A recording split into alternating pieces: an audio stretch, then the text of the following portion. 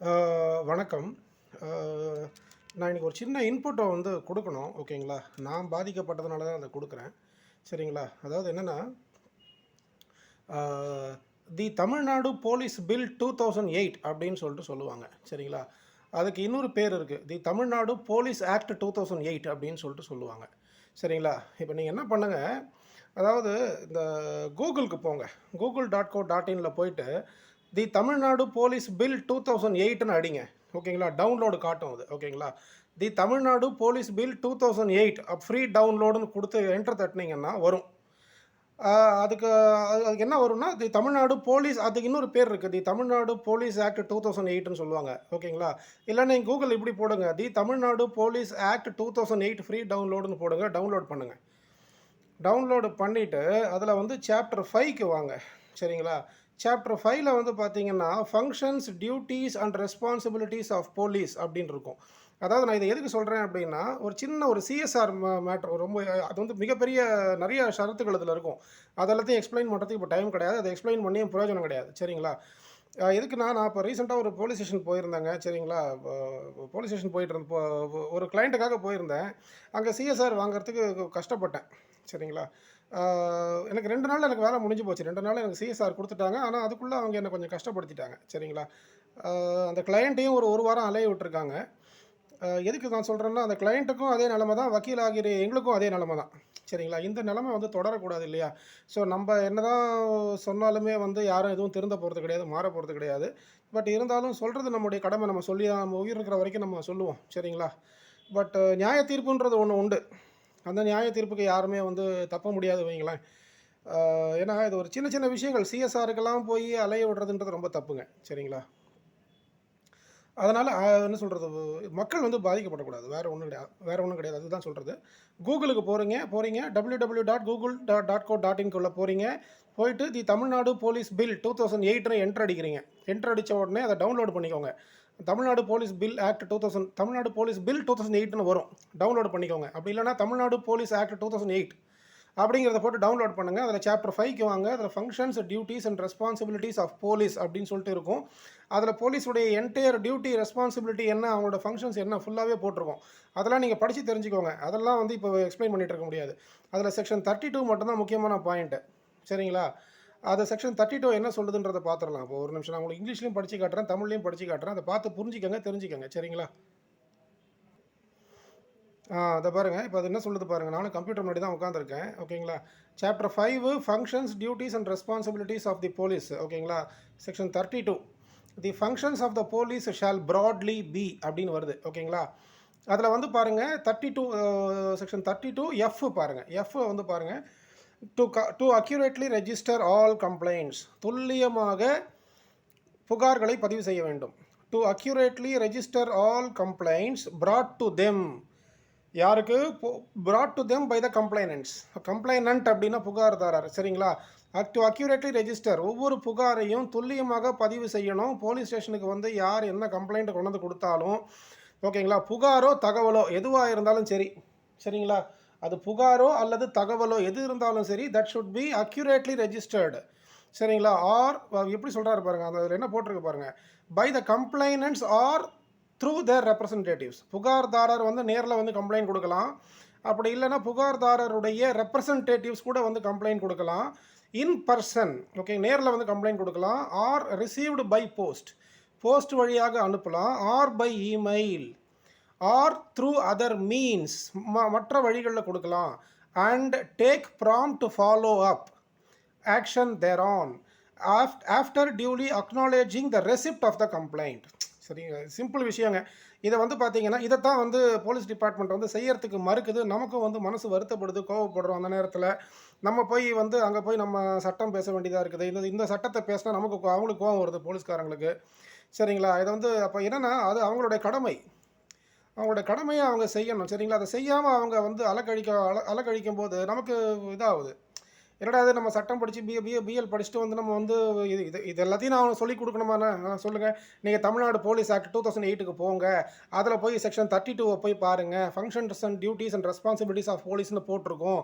Section 32 F பாருங்கள். To accurately register all complaints brought to them by இதெல்லாம் நான் படித்து காட்டணுமா போலீஸுக்கு? ஏன் அவங்களுக்கு இதெல்லாம் தெரியாதா? ஒரு சிஎஸ்ஆர் கொடுக்கறதுக்கு உட்காந்து ஒரு வாரம் வந்து அலக்கழிக்கிறாங்க பொதுமக்களை. நம்ம போய் ஏன் அப்படின்னு கேட்டோம்னா நம்ம மேலே கோவப்படுறாங்க. வக்கீல் வரக்கூடாதுங்க, நீங்கள் தனியாக வாங்கன்றாங்க. யாரை? அந்த இவங்கள புகார்தாரரை. புகார்தாரர் ஒரு வாரமாக அலைஞ்சிக்கிட்டு இருக்கான், சிஎஸ்ஆர் கொடுக்க வழி இல்லை. அவன் வக்கீலோட போனாக்கா வக்கீலை கூப்பிட்டு வராத தனியாக வந்தால் ஒரு வாரம் அலைய விடுறது எதுக்கு? இந்த சிஎஸ்ஆருக்கு. இப்போ இதெல்லாம் அவங்க போலீஸ்காரங்க படிக்கிறாங்களா இல்லையான்னு தெரியல. கண்டிப்பாக படிச்சிருப்பாங்க. எப்போ படிச்சிருப்பாங்கன்னா ஸ்டார்டிங்லேயே படிச்சிருப்பாங்க. அதுக்கப்புறம் போக போக வந்து அவங்களுக்கு என்ன ஆகிடும், சோம்பேறித்தனம் வந்துடும். எதுக்குன்னா ஒரு கிளைண்ட் நம்மக்கிட்ட வராருங்க. அவர் கார்பரேட் கம்பெனி கிளைண்ட்டு. சரிங்களா? Corporate company client. அவருடைய அதாவதுங்க அது இதில் கிரைம் இன்ஸ்பெக்டர் என்கிட்ட சொல்கிறாங்க, அந்த அம்மா சொல்கிறாங்க, சார் ஒரு அயன் பாக்ஸ் போச்சுன்னா கூட அயன் பாக்ஸ் திருடு போனோன்னு நாங்கள் கண்டுபிடிக்கணும். ஒரு சொம்பு காணாமல் போச்சுன்னா கூட நாங்கள் கண்டுபிடிக்கணும். அதுதான் எங்களோட டியூட்டின்னு அப்படின்னு சொல்கிறாங்க அவங்க. என்கிட்ட தான் சொன்னாங்க இன்றைக்கி, இப்போ தான் 2 நாள் முன்னாடி. சார் ஒரு சொம்பு காணாமல் போனாலும் நாங்கள் அதை கண்டுபிடிச்சி கொடுக்கக்கூடிய பொறுப்பும் கடமையும் எங்ககிட்ட உண்டு சார். ஒரு அயன் பாக்ஸ் காணாமல் போச்சுன்னா கூட அதை கண்டுபிடிச்சி கொடுக்க வேண்டிய பொறுப்பும் கடமையும் எங்களுக்கு உண்டு சார். நாங்கள் பண்ணுவோம் சார் அப்படின்றாங்க. சரிங்களா? அப்போ தான் நான் சொன்னேன், அம்மா அது ₹1,00,000 பெருமானம் உள்ள லேப்டாப் காணாமல் போயிருக்கு. இந்த லேப்டாப் காணாமல் போயிடுச்சுன்னா அது எப்படி காணாமல் போச்சுன்னே தெரியல. அது திருடப்பட்டுச்சு. சரிங்களா? அது வந்து ஒரு போஸ்ட் மூலமாக வந்திருக்கு, அது வந்து கொரியர் மூலமாக வந்திருக்கு, அது திருடு போயிடுச்சு, அது காணாமல் போயிடுச்சு. அந்த லேப்டாப்பை நீங்கள் கண்டுபிடிச்சி கொடுங்கன்னு நான் கேட்கல. அதன் மேலே எஃப்ஐஆர் பதிவு செய்யுங்கன்னு நான் கேட்கல. அதெல்லாம் பண்ணுறது கிடையாது, எனக்கு தெரியும். ₹1,00,000 வந்து எஃப்ஐஆர் போட மாட்டாங்கன்னு எனக்கு தெரியும். அதுதான் இன்றைக்கி நடைமுறைன்னு எனக்கு தெரியும். எதுக்கு எஃப்ஐஆர் போடுவாங்கன்னு தெரியும், எதுக்கு எஃப்ஐஆர் போட மாட்டாங்கன்னு எங்களுக்கு தெரியும். நாங்கள் கேட்குறது வெறும் சிஎஸ்ஆர். சரிங்களா? அவன் கார்பரேட் கம்பெனியில் வேலை பார்க்குறவன், கார்பரேட் கம்பெனியினுடைய representative, authorised representative, executive of the company வந்து ஸ்டேஷனில் வந்து கம்ப்ளைண்ட் கொடுக்குறான். ஐயா, எங்களுக்கு வந்து இந்த ஒரு பொருள் காணாமல் போயிடுச்சு, இந்த புகாரை மட்டும் பதிவு பண்ணிக்கோங்க, இந்த புகாரை மட்டும் பதிவு பண்ணிக்கிட்டு எனக்கு சிஎஸ்ஆர் மட்டும் கொடுங்கன்னு அவன் கேட்டதுக்கு அவனை ஒரு வாரம் அலைய விட்டுருக்காங்க சிஎஸ்ஆர் கொடுக்காம. அவங்க வந்து நம்மக்கிட்ட வராங்க. நல்லா புரிஞ்சுக்கணும், போலீஸ்காரங்க கரெக்டாக வேலை பார்த்தாங்கன்னா வந்து என்ன ஆகும்னா, மக்கள் வந்து வக்கீல்கிட்ட வரமாட்டாங்க. மக்களுக்கு தெரிஞ்சது வந்து பார்த்தீங்கன்னா போலீஸ்காரங்க தான். எதுவாக இருந்தாலும் போலீஸ் டிபார்ட்மெண்ட், போலீஸ் ஸ்டேஷனுக்கு தான் அவன் போய் நிற்பான். ஏன்னா அவனுக்கு ஒன்றும் தெரியும், he's a layman, he's not a lawman. அப்படின்னும் போது அந்த போலீஸ் டிபார்ட்மெண்ட்டுக்கு போனால் அவனை அலைய விட்டுட்டு ஒரு வாரம் அலைய விட்டு அதுக்கப்புறம் தான் வக்கீல்கிட்டே வரான் அவன். சரிங்களா? நீ வக்கீலை கூப்பிட்டு வராத, நீ தனியாக வா, நான் இதுக்கு தனியாக வரணும். தனியாக வந்து வேலை நடந்துச்சா? தனியாக வந்து வேலை நடக்கலை. அப்படியே நான் உன்னை எஃப்ஐஆர் அப்போ இது ஒன்று இவ்வளோ பெரிய ஒரு இதுவும் கிடையாது. இது சாதாரண ஒரு கம்ப்ளைண்ட்டை கொடுத்து ஒரு சிஎஸ்ஆர் இஸ் நத்திங் பட் என்ன சொல்கிறது, இட் இஸ் அன் அக்னாலேஜ்மெண்ட், அவ்வளோதான். அந்த அக்னாலேஜ்மெண்ட் கொடுக்கறதுக்கு அவனை அலைய விட வேண்டியது. சரிங்களா? அதனால தான் நான் இந்த வீடியோவே போடுறேன். இப்போது சம்பவம் நடந்ததுனால தான் நான் வீடியோ போடுறேன். சரிங்களா? சரி, நான் மறுபடியும் சொல்லிடுறேன். தமிழ்நாடு ஒரு நிமிஷம். தமிழ்நாடு போலீஸ் பில் 2008ன்னு போட்டு google.co.in போகிறீங்க. தி தமிழ்நாடு போலீஸ் பில் 2008ன்னு போட்டு டவுன்லோட் பண்ணுறீங்க. தி தமிழ்நாடு அல்லது தமிழ்நாடு போலீஸ் ஆக்ட் 2008 அப்படின்னு அதுக்குள்ளே போகிறீங்க. அது டவுன்லோட் பண்ணுங்கள். டவுன்லோட் பண்ணிவிட்டு சாப்டர் 5க்குள்ளே வாங்க. Functions, duties and responsibilities of போலீஸ்ன்னு இருக்கும். அதில் செக்ஷன் 32 படிங்க. அதில் நிறைய சப்செக்ஷன்ஸுங்க இருக்கும். அதில் வந்து எஃப் மட்டும் பாருங்கள். செக்ஷன் 32 செக்ஷன் 32 எஃப் பாருங்கள். To accurately register all complaints brought to them by the complainants or through their representatives in person or received by post. சரிங்களா? இதை நான் தமிழ்லையும் உங்களுக்கு படித்து காட்டுறேன். Or by any other means and take prompt follow-up action thereon after duly acknowledging the receipt of the complaint. இவ்வளோதான் matter. சரிங்களா? இது நான் தமிழ் புரியல, தமிழில் படித்து காட்டுறேன். வருங்க, தமிழ் புக்கும் என்கிட்ட இருக்குது. ஒரு நிமிஷம் இருங்க. இப்போ அதையே தமிழில் படிக்கிறேன் பாருங்கள்.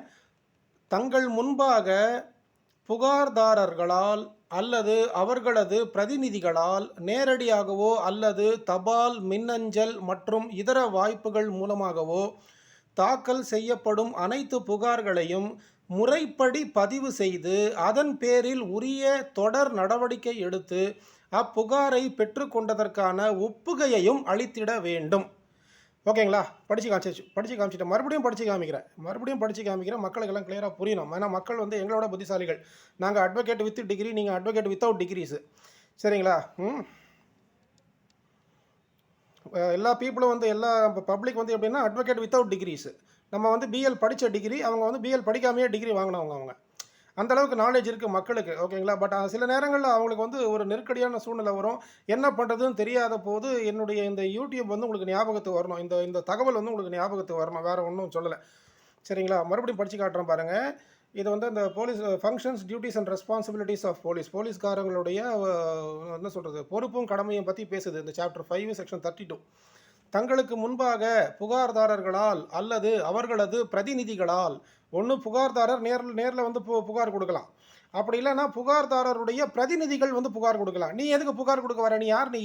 நீ அந்த புகாரில் சம்மந்தப்படவே இல்லையே, நீ எல்லாம் எதுக்கு போலீஸ் ஸ்டேஷனுக்கு வர? முதல்ல சம்மந்தப்பட்டவனை வர சொல்லு.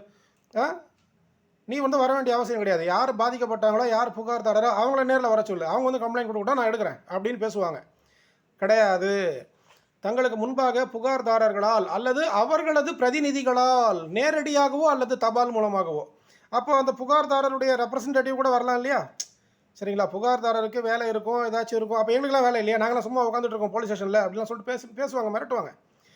கரெக்டுங்களா? அப்போ பிரதிநிதி வந்து கம்ப்ளைண்ட் கொடுத்தா கூட on behalf of the complainant, for the complainant. சரிங்களா? அப்போ அந்த ஒரு சிஎஸ்ஆர் கொடுக்குறாங்கன்னா அந்த சிஎஸ்ஆரில் எஸ்ஐயும் சைன் போடலாம், இன்ஸ்பெக்டரும் சைன் போடலாம். சரிங்களா? இப்போ நிறைய கவர்மெண்ட் டிபார்ட்மெண்ட்லேருந்து நம்மளுக்கு லெட்டர் வரும்போது அதே கமிஷனரோ அதே இவங்கெல்லாம் போடுறது இல்லை, ஃபார் அப்படின்னு போட்டு கையெழுத்து போடுறாங்க. சரிங்களா? அப்போ அதை மட்டும் கரெக்டாக சொல்லுங்கள், யோசிச்சு பாருங்கள். கவர்மெண்ட் டிபார்ட்மெண்ட்டில் அந்த ஆத்தரைஸ்டு சிக்னேட்டரி யார் சைன் போடணுமோ அதுக்கு பதிலாக ஃபார் அப்படின்னு போட்டு இவங்க சைன் போட்டு அமுச்சு விட்டுறாங்க. அதை நம்ம டாக்குமெண்ட்ஸ் நம்ம ரிசீவ் பண்ணுறோம். அப்போ அது மட்டும் தப்பு இல்லையா? அதுவும் கரெக்டு தாங்க, லீகலி அதுவும் கரெக்டு தான். ஏன்னா அப்போ அதே மாதிரி தான் இந்த புகார்தாரர் நேரில் வந்து கம்ப்ளைண்ட் கொடுக்கலாம், அல்லது புகார்தாரரினுடைய பிரதிநிதி வந்து கம்ப்ளைண்ட் கொடுக்கலாம். தப்பு கிடையாது, சட்டம் அதான் சொல்லுது. சரிங்களா? இப்போ நான் படித்து என்ன படித்து காமிச்சேன் உங்களுக்கு? தமிழ்நாடு போலீஸ் ஆக்ட் 2008 அதை தான் உங்களுக்கு படித்து காமிச்சிருக்கேன் நான். ஓகேவா? அதன் பிரகாரம் பிரதிநிதிகள் கூட வந்து கம்ப்ளைண்ட் கொடுக்கலாம், தபால் மூலமாக கம்ப்ளைண்ட் கொடுக்கலாம். தபால்னா வெறும் 5 ரூபாய்க்கு வந்து கொடுக்கக்கூடாது, ரெஜிஸ்டர்டு போஸ்ட் அனுப்பணும். ஒரு வெள்ளை பேப்பர் எடுத்து உங்கள் புகார் ஃப்ரம் டு அட்ரஸ்லாம் போட்டு தேதியெல்லாம் போட்டு சப்ஜெக்ட் மேட்டரை எழுதி கையெழுத்து போட்டுட்டு, ஓகேங்களா, கையெழுத்து போட்டுட்டு அது registered post with acknowledgement due, அதான் ஆர்பிஏடி அப்படின்னு சொல்லுவாங்க. சரிங்களா? ரெஜிஸ்டர்டு போஸ்ட் அனுப்பிச்சு அந்த கார்டு ஏடி கார்டை வச்சு அனுப்புங்க. அப்போ தான் அந்த ரெஜிஸ்டர்டு போஸ்ட் போய் அந்த தபால் அந்த போலீஸ் டிபார்ட்மெண்ட்டுக்கு போய் சேரும். ஏடி கார்டு உங்களுக்கு ரிட்டர்ன் வரும். அந்த ஏடி கார்டு தான் உங்களுக்கு ப்ரூஃப். சரிங்களா? தபால் மூலமாக அனுப்புங்க, இல்லைனா இமெயில் மூலமாக அனுப்புங்க. ஒவ்வொரு போலீஸ் ஸ்டேஷனுக்கும் அஃபிஷியல் இமெயில் ஐடி உண்டு. இப்போ நான் மடிப்பாக்கத்தில் இருக்கிறேன் அப்படின்னா மடிப்பாக்கம் ps@gmail.com என்கிட்ட என்னோட அந்த இமெயில் ஐடி என்கிட்ட இருக்குது. சரிங்களா? எதுக்குன்னா இதில் தான் முறைகள். சரிங்களா? இப்போ நீங்கள் என்ன பண்ணணும்னா கம்ப்ளைண்ட் கொடுக்கணும் அப்படின்னா நீங்கள் ஃபஸ்ட்டு 100க்கு ஃபோன் பண்ணுங்கள். 100க்கு ஃபோன் பண்ணி இந்த மாதிரி ஒரு பிரச்சனை இருக்குங்க, என்னங்க பண்ணுறதுன்னு சொல்லிட்டு கேளுங்க. சார் இதுக்கெல்லாம் நீங்கள் 100க்கு ஃபோன் பண்ணக்கூடாதுங்க, 100ன்றது அவசர உதவிங்க. நீங்கள் பாட்டு என்ன ஃப்ரெண்டுங்களுக்கு ரிலேஷன்ஸுக்கு ஃபோன் பண்ணுற மாதிரி ஃபோன் பண்ணுறீங்க, நேரில் போய் கம்ப்ளைண்ட் கொடுங்க அப்படின்னு சொல்லிட்டு பேசுவாங்க. நான் நேரில் போய் கம்ப்ளைண்ட் கொடுக்குறேங்க, எனக்கு என்ன பண்ணுறது ஏது பண்ணுறதுன்னு தெரியலங்க, நான் முன்ன பின்ன போலீஸ் ஸ்டேஷனுக்கு கோர்ட்டு கேஸுக்கெலாம் வந்தது இல்லைங்க, இதுதான் ஃபஸ்ட் டைம் நான் போலீஸ் ஸ்டேஷனுக்கு ஃபோன் பண்ணுறேன், எனக்கு போலீஸ் ஸ்டேஷனுக்கு போகிறதுக்கே பயமாக இருக்குங்க, அதுக்காக தாங்க நான் ஃபஸ்ட்டு 100க்கு ஃபோன் பண்ணி என்ன ஏதுன்னு தெரிஞ்சிக்கலாம்னு சொல்லிட்டு ஃபோன் பண்ணேன். சரிங்களா? 100க்கு நீங்கள் ஃபோன் பண்ணிங்கன்னா எல்லாருமே மரியாதையாக பேசுவாங்க. ஆனால் அதில் ஒரு விஷயம் என்னென்னா 100 நம்பரே போகாதுங்க. கடந்த ஒரு 4-5 வருஷமாக நானும் பார்த்துட்டு இருக்கேன். நானும் நிறைய முறை 100க்கு ஃபோன் பண்ணியிருக்கேன். முக்கியமான நேரத்தில் அது கழுத்து இருக்கும். 100 நம்பர் போகாது, அப்படியே பிளாங்காக நிற்கும். இதுக்கு முன்னாடிலாம் அப்படி இருந்தது கிடையாது. நான் பார்த்துட்ருக்கேன், என்ன சொல்கிறது, இதுக்கு முன்னாடிலாம் அப்படி இருந்தது கிடையாது. 100 கேட்டால் வந்து இந்த சப்பக்கட்டு கட்டுறதெல்லாம் கட்டக்கூடாது போலீஸ் டிபார்ட்மெண்ட். ஆமாங்க, நிறைய லைன்ஸ் இருக்குது, எங்களுக்கு லைன்ஸ் என்னென்னமோ காரணம் சொல்லுவாங்க. நானும் பார்க்குறேன், நானும் 40 வருஷமாக அந்த உலகத்தில் இருக்கிறவங்களாம் கடந்த 20 வருஷமாக நானும் வெளி உலகத்தை பார்த்துட்டு இருக்கேன். எத்தனையோ முறை 100க்கு நான் ஃபோன் பண்ணியிருக்கிறேன். ஃபோன் பண்ணோன்னே அடுத்த செகண்ட் ரிங்கு போகும், ரெக்கார்டட் மெசேஜ் வரும், போலீஸ்காரங்க எடுப்பாங்க, கண்ட்ரோல் ரூமில் எடுப்பாங்க. ஆனால் இப்போ நான் நம்பரே போக மாட்டேங்குது. சரிங்களா? அப்படியே பிளாங்காக நிற்குது. அது என்ன, அந்த அந்த போலீஸ் டிபார்ட்மெண்ட்டு தான் அதை செட்ரைட் பண்ணணும். சரிங்களா? ஸோ இப்போ நீங்கள் என்ன பண்ணுறீங்க, ஒரு பிரச்சனை வருது, அந்த பிரச்சனையில் நீங்கள் தப்பிக்கணும், பிரச்சனையில் உங்களுக்கு பாதுகாப்பு வேணும், ஒரு போலீஸ் டிபார்ட்மெண்ட்டுக்கு போனால் தான் இந்த பிரச்சனைக்கு தீர்வு கிடைக்கும் அப்படின்ற பட்சத்தில் நீங்கள் குடுகுடுன்னு போய் போலீஸ் ஸ்டேஷன் ஓடி போகக்கூடாது. ஃபஸ்ட்டு 100க்கு ஃபோன் அடிங்க. 100க்கு ஃபோன் பண்ணி என்ன ஏதுன்ற மாதிரி ஃபஸ்ட்டு விஷயத்தை விசாரிங்க. ஐயா என்கிட்ட ஒரு பிரச்சனை இருக்குது, இது என்னங்க ஐயா பண்ணணும்னு சொல்லிட்டு அவங்க பதில் சொல்லுவாங்க. சார் நியரஸ்ட் ஸ்டேஷனில் போய் கம்ப்ளைண்ட் கொடுங்க அப்படின்வாங்க. சரிங்க, ஏன் நான் கம்ப்ளைண்ட் கொடுக்குறேன், இப்போ நான் உங்களுக்கு ஃபோன் பண்ணதுக்கு எனக்கு ஒரு ரெஃபரன்ஸ் நம்பர் கொடுங்க, இப்போ நான் உங்களுக்கு ஃபோன் பண்ணேன் பார்த்தீங்களா, இதுக்கு ஒரு ரெஃபரன்ஸ் நம்பர் கொடுங்கன்னு சொல்லிட்டு கேட்டிங்கன்னா அவங்களே அந்த ரெஃபரன்ஸ் நம்பர் உங்களுக்கு எஸ்எம்எஸில் வரும். அதுதான் உங்களுக்கு முதல் ஆதாரம். சரிங்களா? அதை வச்சுக்கிட்டு நீங்கள் என்ன பண்ணணும் அப்படின்னா லோக்கல் போலீஸ் ஸ்டேஷனுக்கு நீங்கள் போயிட்டு ரைட்டிங்கில் ஒரு கம்ப்ளைண்ட்டை கொடுங்க. ரைட்டிங்கில் கம்ப்ளைண்ட் கொடுத்தீங்கன்னா அவங்க ஃபஸ்ட்டு இந்த கம்ப்ளைண்ட்டை உங்களை உட்கார வச்சு பேசுவாங்க. அதுக்கப்புறம் எப்படி கழிச்சு கட்டலான்லாம் யோசிப்பாங்க. கழிச்சு கட்ட அப்படி பேசி அனுப்பிச்சி விட்ருவாங்க, சிஎஸ்ஆர்லாம் கொடுக்காம. அப்படியே கம்முன்னு பொறுமையாக வந்துடுங்க. எப்போவுமே நீங்கள் ஸ்டேஷன் போனீங்கன்னா ஃபஸ்ட்டு எஸ்ஐ தான் நீங்கள் பார்ப்பீங்க. எஸ்ஐ தான் ஃபஸ்ட்டு உங்களை விசாரிப்பார். சரிங்களா? அதுக்கப்புறம் தான் அந்த மேட்ரை வந்து இன்ஸ்பெக்டர்கிட்டயே போகும். அந்த எஸ்ஐ கிட்ட போகிறதுக்கு முன்னாடியே அவங்க விஷயத்தை கழிச்சு கட்டி உங்களை வெளியே அனுப்பிச்சிடுவாங்க. சரிங்களா? இதுதான் இப்போதைக்கு எல்லாம் நடந்துக்கிட்டு இருக்குது. நான் நிறைய நல்ல போலீஸ்காரங்களையும் பார்த்துருக்கேன். நிறைய ஸ்டேஷன்ல நிறைய நல்ல போலீஸ்காரங்களெல்லாம் பார்த்துருக்கேன். நான் ஒரு ஸ்டேஷன் போகும்போது, "சார் கொஞ்சம் வெயிட் பண்ணுங்க, சிஎஸ்ஆர் குடுத்துடுறேன்." அப்படின்னு சொன்ன நல்ல இன்ஸ்பெக்டருங்களையும் பார்த்துருக்கேன். நல்ல எஸ்ஐகளையும் பார்த்துருக்கேன். சரிங்களா? அலக்கழிக்கிற ஆளுங்களையும் பார்க்குறேன், பார்த்துக்கிட்டு இருக்கேன். இனிமேலும் பார்ப்பேன். சரிங்களா? இப்போ என்னன்னா, இது மாதிரிலாம் அலக்கழிக்கக்கூடாது. அதுக்காக தான் சட்டத்தை எடுத்து நான் உங்களுக்கு இது எக்ஸ்ப்ளைன் பண்ணுறதே. சரிங்களா? ஸோ ஃபஸ்ட்டு 100க்கு ஃபோன் பண்ணி ரெஃபரன்ஸ் நம்பர் வாங்கிடுங்க. அதுக்கப்புறம் லோக்கல் போலீஸ் ஸ்டேஷனுக்கு போங்க. லோக்கல் போலீஸ் ஸ்டேஷனில் போய் கம்ப்ளைண்ட்டை குடுத்துருங்க. குடுத்தீங்கன்னா அவங்க சிஎஸ்ஆர் குடுக்கலையா கவலைப்படாதீங்க. நீங்க என்ன பண்ணுங்க, அங்க அப்படியே ஃப்ரெண்ட்லியா பேசி, "ஐயா இந்த போலீஸ் ஸ்டேஷனுடைய இமெயில் ஐடி கொஞ்சம் கிடைக்குமா?" அப்படின்னு சொல்லிட்டு கேளுங்க. ஃபர்ஸ்ட்டு தரமாட்டாங்க. "கொஞ்சம் குடுத்தீங்கன்னா நல்லாயிருக்கும் சார். கொஞ்சம் ஏதாவது தேவைன்னா பண்ணிக்கலாம் சார்." என்ன சொல்றது, கொஞ்சம் ரெக்வெஸ்ட்டா கேட்டீங்கனாலும் குடுக்க மாட்டாங்க. சில அறிவாளிங்கலாம் சொல்லுவாங்க, "அப்பா நீ ரெக்வெஸ்ட்டா பேசினா உனக்கு கிடைக்கும்பா." ரெக்வெஸ்ட்டா பேசினாலும் கிடைக்காது, ஹார்ஷா பேசினாலும் கிடைக்காது. அதுதான் இன்னைக்கு ட்ரெண்டு. ஏன்பா என்னப்பா என்ன ஐயா பொறுத்தருள்வாய் என்று வேண்டி நின்றேன், கும்பிட்ட கைகளை முறித்து விட்டான் அண்ணன் காட்டிய வழியம்மான்னு பாட்டு ஒன்று வரும் பாருங்க. நம்ம பொறுத்தருள்வாய் என்று வேண்டி நின்றேன், கும்பிட்ட கைகளை முறித்து விட்டான். அப்பனா என்ன அர்த்தம்? அப்பா நான் மன்னிச்சிருப்பான்னு கையெடுத்து கும்பிடுறான், அவன் கையை போய் உடைக்கிறான் அவன். அந்த மாதிரி இப்போ அதுதான், இப்போ நீ என்னதான் ரெக்வஸ்ட் பண்ணி கேட்டாலும், என்னதான் அவன் கையில் காலில் விழுந்து கேட்டாலும் வேலை நடக்காதுங்க. அதுதான் இப்போ ட்ரெண்டாக ஓடிட்டு இருக்கு. சரிங்களா? அதுக்கு நீங்கள் என்ன பண்ணுங்க, அங்கே கண்டிப்பாக ஒரு 10 பேர் இருக்கிறாங்கன்னா, கெட்டவன் இருக்கிறாங்கன்னா ஒரு நல்லவன் கண்டிப்பாக ஒரு இடத்துல இருப்பான். சரிங்களா? அதனால தான் அந்த உலகம் இன்னைக்கு ஓடிட்டு இருக்கு. சரிங்களா? ஆண்டவரே பைபிளில் சொல்லியிருக்கிறாரு. ஒருத்தர் இருந்தால் கூட என்ன சொல்கிறீங்க, ஆதியாகமம் சாப்டர் ஜெனசிஸில் எடுத்து பாருங்க. Abraham was walking and talking with God அப்படின்னு இருக்கும். ஆப்ரஹாம் கேட்பார், ஆண்டவரே 50 பேர் இருந்தால் பூமியை அழிச்சிருவீங்களா? 50 பேரில் 10 பேர் இருந்தால் அதை எடுத்து படித்து பாருங்க. நான் இப்போ பேச டைம் இல்லை எனக்கு. ஜெனசிஸ் சாப்டர் அதை படிக்கிறவங்களுக்கு அது தெரியும். பூமியில் ஒருத்தன் நல்லவன் இருந்தால் கூட அவனுக்காக உலகத்தையே வாழ வைப்போம்ப்பா அப்படின்னு ஆண்டவர் சொல்லுவார், பைபிளில் சொல்லுவார். ஓகேங்களா? அந்த மாதிரி 10 பேருக்கு கெட்டவன் இருக்கிறாங்க, கண்டிப்பாக ஒரு நல்லவன் ஒருத்தன் இருப்பான். கடவுளே உங்கள் பக்கம் நியாயம் இருந்துச்சுன்னா கடவுளே உங்கள் பக்கம் நிற்பார். கடவுளே உங்களுக்கு சாதகமான சூழ்நிலைகளை ஏற்படுத்துவார். நீங்கள் போலீஸ் ஸ்டேஷன் கோர்ட்டெல்லாம் போகும்போது கெட்டவங்களாக இருந்தீங்கன்னா உங்களுக்கு சத்தியமாக எந்த வேலையும் நடக்காது. கடவுளே உங்கள் எதிர்த்து நிற்பார். எங்கே போனாலும் வேலை நடக்காது. உங்களுக்கு வேலை நடக்கிற மாதிரி தெரியும் உங்களுக்கு, ஆனால் நடக்காது. கடைசியில் தோற்று போவீங்க. சத்தியமேவ ஜெயத்தேன்னு சொல்கிறாங்க இல்லையா? எத்தோ தர்மஸ் தத்தோ ஜெயஹா அப்படின்வாங்க சான்ஸ்கிரிட்டில். எங்கே தர்மம் உண்டோ அங்கே வெற்றி உண்டு. கரெக்டுங்களா? ஸோ அதனால் அவங்கவுங்களோட கர்மாவுக்கு ஏற்ற மாதிரி அது மாறுபடுவீங்க. நான் எதுக்கு இதை சொல்கிறேன் அப்படின்னா, ஃபஸ்ட்டு ஸ்டேஷனில் போய் 100க்கு ஃபோன் பண்ணி ரெஃபரன்ஸ் நம்பர் வாங்குறீங்க. அதுக்கப்புறம் என்ன பண்ணுறீங்க, போலீஸ் ஸ்டேஷனில் போகிறீங்க, ரைட்டிங்கில் கம்ப்ளைண்ட் கொடுக்குறீங்க. கம்ப்ளைண்ட் கொடுத்ததுக்கப்புறம் வாங்கி வச்சுக்குவாங்க. சில இடத்துல வாங்கவே மாட்டாங்க. இப்போ நான் நேற்று 2 நாள் முன்னாடி போய் சிஎஸ்ஆர் வாங்கினேன். கம்ப்ளைண்ட்டே வாங்கலை. சரிங்களா? ஸோ கம்ப்ளைண்ட் வாங்கலாம், பரவாயில்ல விட்டுருங்க. அந்த போலீஸ் ஸ்டேஷனுக்குன்னு ஒரு இமெயில் ஐடி இருக்கும், அஃபிஷியல் இமெயில் ஐடி இருக்கும். அதை யார்கிட்டாச்சும் கேட்டு வாங்கிக்கோங்க. வாங்கிக்கிட்டு அந்த போலீஸ் ஸ்டேஷனுடைய லேண்ட்லைன் நம்பர் இருக்குது பாருங்கள். இப்போ இந்த போலீஸ் ஸ்டேஷன் லேண்ட்லைன் நம்பர் பாருங்கள். நான் நிறையா போலீஸ் ஸ்டேஷனுக்கு ட்ரை பண்ணிட்டேங்க. இப்போ நீங்கள் மடிப்பாக்கம் போலீஸ் ஸ்டேஷன் எடுத்துக்கோங்களேன். மடிப்பாக்கம் போலீஸ் ஸ்டேஷனுடைய லேண்ட்லைன் நம்பர் என்னன்னு சொல்லிட்டு அது காட்டும், கூகுள் காட்டும். ஆனால் அந்த நம்பர் வேலை செய்யாது. போனால் அந்த பிஎஸ்என்எல் நம்பரை இவங்க தூக்கிட்டாங்க. சரிங்களா? BSNL number is not working. நீங்கள் கூகுளில் போட்டு பார்த்தீங்கன்னா எல்லாம் அந்த 234522லாம் வரும். அந்த நம்பர்லாம் பிஎஸ்என்எல் நம்பர். அந்த நம்பர்லாம் வேலையே செய்யாது. அப்போ என்ன பண்ணணும், அவங்க ஒரு அஃபிஷியல் சியூஜி நம்பர் வச்சுருப்பாங்க. அந்த சியூஜி நம்பர் என்ன, போலீஸ் ஸ்டேஷனுடைய காவல் நிலையத்தினுடைய நம்பர் என்ன, அஃபிஷியல் நம்பர் என்னன்னு அவங்க தெரியப்படுத்தணும். அதையும் தெரியப்படுத்த மாட்டாங்க.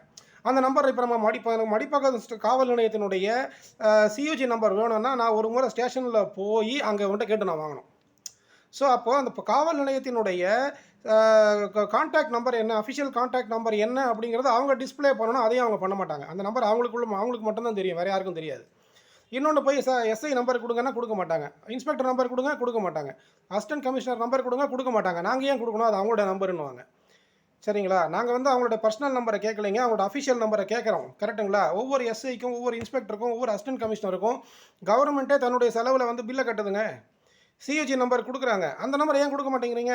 அது நீங்கள் கொடுக்க வேண்டிய பொறுப்பும் கடமையும் உங்களுக்கு இருக்குது. ஏன் அந்த பொதுமக்கள்கிட்ட கொடுக்க மாட்டேங்கிறீங்க அப்படின்னு கேட்டால், என்ன ஓவராக பேசுகிற மேலே கேச போடுவேன்னு சொல்லுவாங்க. சரிங்களா? ஆனால் நியாயப்படி இவங்க என்ன பண்ணணும், அவங்களுடைய நம்பர்ஸ் எல்லாம் இவங்க நேம் போர்டு டிஸ்பிளே போட்டு வைக்கணும். அது ஒரு சில போலீஸ் ஸ்டேஷனில் தான் டிஸ்பிளே இருக்குது, பல போலீஸ் ஸ்டேஷனில் டிஸ்பிளே கிடையாது. நான் எல்லா ஸ்டேஷனுக்கும் போயிருக்கேன். ஒரு சில ஸ்டேஷனில் பார்த்தீங்கன்னா அந்த ஏசி நம்பர்லாம் அதில் போட்டிருக்கும். சரிங்களா? ஒரு சில இடத்துல ஆளுங்க மாற்றலாகி போயிருப்பாங்க. ஆனால் அவங்க பேரே அங்கே டிஸ்பிளே இருக்கும், அவங்க நம்பரே அதில் இருக்கும். அங்கே ஃபோன் பண்ணி பார்த்தா, சார் நான் ட்ரான்ஸ்ஃபர் ஆகிட்டேன்னு சொல்லுவாங்க.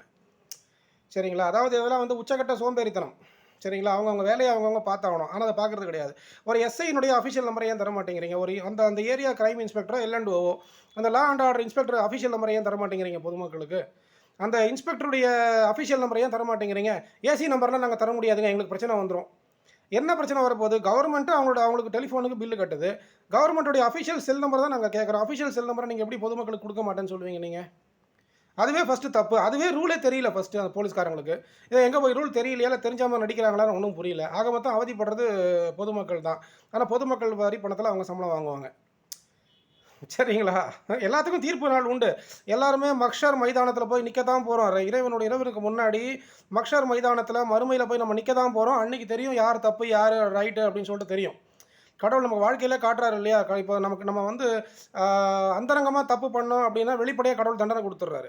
நம்ம வெளிப்படையாக தப்பு பண்ணும்போது அந்தரங்கத்தில் தண்டனை கொடுத்துட்றாரு. சரிங்களா? நம்ம தப்பு நம்ம கஷ்டம் அனுபவிக்கிறது நமக்கு உலகத்துக்கே தெரிகிற மாதிரி பண்ணிடுறாரு சில இடத்துல. சரிங்களா? அது கடவுளுக்கு பயப்படுறதுன்றது யாருமே கிடையாது. இந்த போலீஸ் டிபார்ட்மெண்ட்டில் தான் சொல்கிறேன், குற்றம் தான் சொல்கிறேன். ஏன்னா ஒரு ஒரு ஒரு ஒரு கம்ப்ளைண்ட்டை ஒரு வாரம் அலைய விடுறது சிஎஸ்ஆருக்கு, வக்கீலை 2 நாளைக்கு அலைய விடுறது. வக்கீலோட வராத தனியாவா? இது எதுக்கு போலீஸ் ஸ்டேஷன்? எனக்கு ஒன்றும் புரியல. எனக்கு அவங்க வேலை நடக்கலான்னு தான் வந்து வக்கீல்கிட்டே வரான். நீங்கள் ஒழுங்காக வேலை பண்ணி கொடுத்தா வக்கீல்கிட்ட வருவானா? போலீஸ்காரங்க சரியாக கரெக்டாக நீங்கள் டியூட்டி அட்டன் பண்ணியிருந்தீங்க, ஒழுங்காக பண்ணி கொடுத்துருந்தீங்கன்னா வக்கீல்கிட்ட வருவானா? எங்களுக்கு வேலை இருக்குமா? கொஞ்சம் யோசிச்சு பாருங்கள். நீங்கள் வக்கீலோட வராத தனியாவா அப்படின்ன வேண்டியது. இப்போ எதுக்கு சொல்கிறேன் அப்படின்னா, அந்த போலீஸ் ஸ்டேஷனுடைய ஜிமெயில் வாங்கிக்கோங்க. சரிங்களா?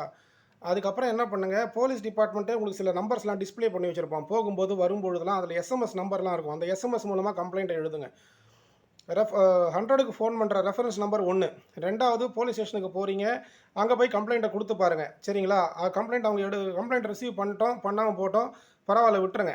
சரிங்களா? அதுக்கப்புறம் என்ன பண்ணுங்கள், தமிழ்நாடு போலீஸ் வெப்சைட் இருக்குது. சரிங்களா?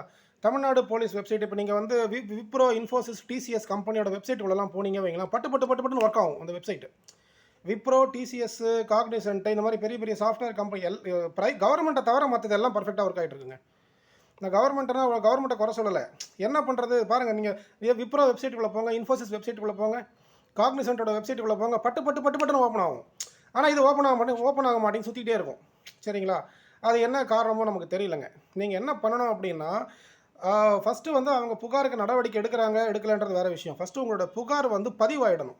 சரிங்களா? நீங்கள் கொடுக்குற தகவலும் புகாரும் பதிவாகணும். அது எப்படி ஆகணும், அதுதான் வழி சொல்லிகிட்டு இருக்கேன் நான்.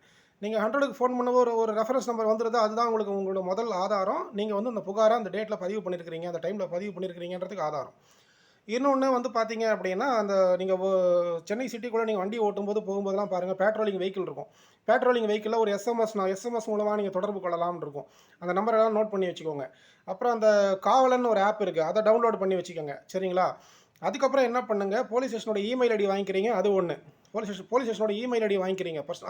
அஃபிஷியல் இமெயில் ஐடி ஒவ்வொரு ஸ்டேஷனுக்கும் இருக்கும், அதை வாங்கி வச்சுக்கோங்க. அதுக்கப்புறம் என்ன பண்ணுங்கள், தமிழ்நாடு போலீஸோட வெப்சைட் இருக்குது, தமிழ்நாடு போலீஸ் வெப்சைட்டில் போய் ஆன்லைன் எஃப்ஐஆரை போடுங்க. சரிங்களா? தமிழ்நாடு போலீஸ் வெப்சைட்டில் போய் அங்கே சிட்டிசன் சர்வீசஸ்னு ஒரு ஆப்ஷன் இருக்கும், அதில் போய் ஆன்லைன் கம்ப்ளைண்ட் எஃப்ஐஆர்னு இருக்கும். அதில் போய் உங்கள் கம்ப்ளைண்ட்டை பதிவு பண்ணுங்கள். பதிவு பண்ண உடனே உங்களுக்கு ஒரு ரெஃபரன்ஸ் நம்பர் கிடைக்கும். ஓகேங்களா? அது ஸ்ட்ரைட்டாக வேப்பேரி கமிஷன் ஆஃபீஸுக்கு போயிடும் அந்த கம்ப்ளைண்ட்டு. சரிங்களா? அந்த கம்ப்ளைண்ட்டை அவங்க சிஎஸ்ஆராக கன்வெர்ட் பண்ணுறாங்களோ இல்லை எஃப்ஐஆராக கன்வெர்ட் பண்ணுறாங்களோ இல்லை அதை வந்து அவங்க அதை க்ளோஸ் பண்ணுறாங்களோ, அது வேறு விஷயம். சரிங்களா? உங்களோட கம்ப்ளைண்ட்டை பதிவு பண்ணுறதுக்கு உண்டான முறை இது. ஃபஸ்ட்டு நீங்கள் போலீஸ் ஸ்டேஷனுக்கு ஃபஸ்ட்டு நீங்கள் போலீஸ் ஸ்டேஷனில் போய் கம்ப்ளைண்ட் கொடுக்குறத விட்டுட்டு, முதல்ல தமிழ்நாடு போலீஸுடைய ஆன்லைன் வெப்சைட்டுக்குள்ளே போய் சிட்டிசன் சர்வீசஸ்க்குள்ளே போய் ஆன்லைன் எஃப்ஐஆர்ன்றதை ஆப்ஷன் கிளிக் பண்ணி அதில் உங்கள் கம்ப்ளைண்ட்டை புகாரை பதிவு பண்ணிவிட்டு அதனுடைய பிரிண்ட் அவுட்டை அதனோட ஜெராக்ஸை கொண்டு போய் லோக்கல் போலீஸ் ஸ்டேஷனில் கொடுக்கணும். சரிங்களா? இதுதான் முறை. சரிங்களா? அதுக்கப்புறம் என்ன பண்ணுங்கள், இந்த ரெஜிஸ்டர்டு போஸ்ட் அனுப்புகிறீங்க, ரெஜிஸ்டர்டு போஸ்ட் அனுப்பிட்டு ஒரு நிமிஷம் இருங்க.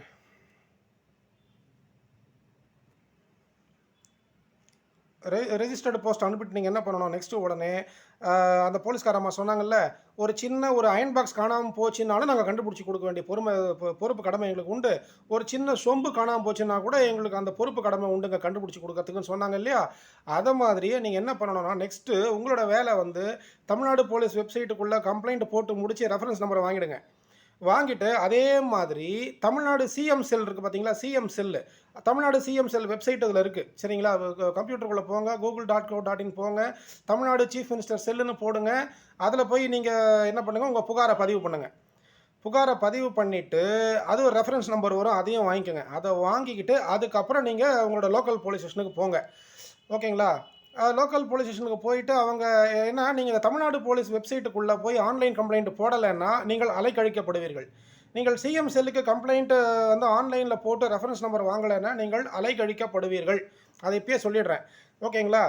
இல்லைப்பா இதுக்கெல்லாம் நான் சிஎஸ்ஆர்லாம் தர முடியாதுப்பா, நாளைக்கு வா, நாளைக்கு மறுநாள் வா, நான் சிஎஸ்ஆர்லாம் நான் என்ன சிஎஸ்ஆர் கொடுக்குறது சாதாரண விஷயமா? நீ பாட்டு வருவேன், ஏதோ ஒரு பொருளை தொலைப்ப, எங்கேயோ போக வருவேன், தப்பு பண்ணிட்டு இங்கே வருவேன், அவனுக்கு சிஎஸ்ஆர் கொடுக்கணுமா அவனுக்கு? அப்படிலாம் அங்கே பேச்சு வரும். அப்போ நீங்கள் என்ன பண்ணணும் அப்படின்னா, சரிங்கம்மா ஐயா சரிங்க ஐயா அப்படின்னு சொல்லிட்டு ஸ்ட்ரைட்டாக என்ன பண்ணுங்கள், கமிஷனர் ஆஃப் போலீஸு வேப்பேரிக்கு போயிடுங்க. சரிங்களா? எதுக்கு நான் சொல்கிறேன் அப்படின்னா, இனிமே வந்து இதெல்லாம் பண்ணிட்டீங்கன்னா நீங்கள் லோக்கல் ஸ்டேஷனுக்கு ஒரு முறை போங்க, மரியாதை நிமித்தமாக நீங்கள் அங்கே போங்க. ஓகேங்களா? அங்கே வேலை நடக்கலைன்னா ஸ்ட்ரைட்டாக commissioner of police Vepery Dinathanthi இருக்கப்போ எக்மோர் ரயில்வே ஸ்டேஷனில் இறங்குங்க. எதிர்க்க தினத்தந்தி ஆஃபீஸ் இருக்கும். தினத்தந்தி ஆஃபீஸுக்கு எதிர்க்க கமிஷனர் ஆஃப் போலீஸ் வேப்பேரி இருக்கும். அங்கே போங்க. அங்கே போனீங்கன்னா ஒரு என்ன சொல்கிறது, அங்கே உங்களை செக் பண்ணிவிட்டு உள்ளே விடுவாங்க. உள்ளே விட்டுட்டு அங்கே ஒரு 20-30 போலீஸ்காரங்க உட்காந்துருப்பாங்க, ஒவ்வொரு ஏரியாவுக்கும் ஒவ்வொரு போலீஸ்னு சொல்லிட்டு. அங்கே போய் கம்ப்ளைண்ட்டை கொடுங்க. என்ன கொடுக்குறீங்க? ஐயா இப்போ நான் போனேன், லோக்கல் போலீஸ் ஸ்டேஷனுக்கு போனேன், கம்ப்ளைண்ட் எடுக்க மாட்டேன்னு சொல்கிறாங்க, கம்ப்ளைண்ட்டே வாங்க மாட்டேன்றாங்க, கம்ப்ளைண்ட் இங்கிலீஷில் இருக்குன்றாங்க. சரிங்களா? நேற்று நான் ஸ்டேஷனுக்கு போயிருந்தேன். அங்கே வந்து ஒரு ஹிந்திக்காரன் அவனுடைய காரில் வந்திருக்கான், அவன் குழந்தையோட ஆப்ரேஷனுக்காக இங்கே இருந்தால் வந்திருக்கான். அவன் வேறு எதாவது நார்த் இந்தியா போல இருக்குது. அவனுடைய குழந்தையோட ஆப்ரேஷனுக்காக அவன் இங்கே வந்திருக்கான். சரிங்களா? வர்ற வழியில் இந்த ஓலா கேபில் வந்திருக்கான். அவனுடைய லக்கேஜை மறந்து விட்டுட்டான். ஓலாக்காரனும் அப்படியே போயிட்டான். சரிங்களா? ஏன்னா இவன் என்ன டென்ஷனில் வந்தானோ தெரில, இவன் லக்கேஜ் அவன் மறந்துட்டான். ஓலாக்காரன் அவன் அதை செக் பண்ணாமல் அவன் பாட்டு லக்கேஜ் எடுத்துகிட்டு அப்படியே போயிட்டான். இதில் வந்து பார்த்தீங்கன்னா ஓலாக்கார டிரைவர் மேலே மிஸ்டேக் கிடையாது. இவன் தான் வந்து இவனுடைய பொருளை வந்து கரெக்டாக எடுத்து வச்சுக்கணும். இவன் மறந்துட்டான். இப்போ அவனுக்கு என்ன பண்ணுறதுன்னு தெரியல, பாஷையும் தெரியல, ஒன்றும் தெரியல. ஸ்டேஷனில் வந்து நிற்கிறான். ஸ்டேஷனில் இருக்கிறவங்க இது கூட உனக்கு தெரியாதா, இது கூட நீ ஒழுங்காக பண்ண மாட்டியா, நீ எல்லாம் எதுக்கு அப்படின்னு சொல்லிட்டு அவனை திட்டுறாங்க. அவனுக்கு பாஷையும் புரிய மாட்டேங்குது, கம்ப்ளைண்ட் எடுக்க மாட்டாங்க. நான் போய் அவர்கிட்ட சொன்னேன், சார் என்ன சார் பார்த்து பண்ணி விடுங்க சார், பாவம் சார் இவெல்லாம் பாஷை தெரியாதவன் நம்ம தமிழ்நாட்டை நம்பி வந்திருக்கான், பார்த்து பண்ணி விடுங்க சார். ஆமாம் சார் இவெல்லாம் பாஷை தெரியாமல் வருவாங்க, முதல்ல நம்மக்கிட்ட ஹெல்ப் கேட்பாங்க, அப்புறம் நம்ம தலைமையிலே ஏறி மெரிப்பாங்க. மெரிச்சிட்டு தான் போட்டோமே, என்ன இப்போ நம்ம கடமையை சட்டம் தன் கடமையை செய்யட்டுமே, போலீஸ்காரங்க தன்னுடைய கடமையை செய்யட்டுமே, டியூட்டியை பார்க்கட்டுமே. என்ன இப்போ அந்த ஓலாக்காரனுக்கு ஒரு ஃபோன் பண்ணி வர சொன்னால் பயந்து வரப்போகிறான், கொடுத்துட்டு போகிறான். அது செய்யறதுக்கு மனசு கிடையாது, அதை செய்யறதுக்கு மனசு இல்லை. அப்புறம் எதுக்கு போலீஸ் டிபார்ட்மெண்ட்டு வேலை? சொன்னால் மட்டும் கோபம் வரும் இப்போ இவங்களுக்கு, போலீஸ்காரங்களுக்கு. தன்னுடைய கடமையை ஒழுங்காக செய்ய வேண்டியதானுங்க. நீ பெரிய யோக்கியமான மறுபடியும் நம்மளை பார்த்து கேட்பாங்க. சரிங்களா? இதான் அது அப்படியே என்ன ஆகும், அப்படியே எலியும் பூனையுமா சண்டை போட்டுட்ருக்கணும். ஆக்சுவலி வந்து போலீஸ்காரங்களும் வக்கீலும் எப்படி இருக்கணும் அப்படின்னா ராமலக்ஷ்மணர் மாதிரி இருக்கணுங்க. ராமரும் லக்ஷ்மணரும் எவ்வளோ ஒத்துமையாக இருந்தாங்களோ அதை விட ஒத்துமையாக இருக்கணும் போலீஸ்காரங்களும் வக்கீலும். அதுக்கப்புறம் ராமரும் ஆஞ்சநேயரும் எவ்வளோ ஒத்துமையாக இருந்தாங்களோ அதை விட ஒத்துமையாக போலீஸ்காரங்களும் வக்கீலும் இருக்கணுங்க. அப்போ தான் வந்து ஏன்னா நம்ம வந்து பப்ளிக் சர்வீஸில் இருக்கிறோம். சரிங்களா? பொது வாழ்க்கையில் இருக்கிறோம். நம்ம வந்து அப்போ தான் திருடனை கண்டுபிடிச்சி அவனுக்கு தண்டனை வாங்கி கொடுக்க முடியும்.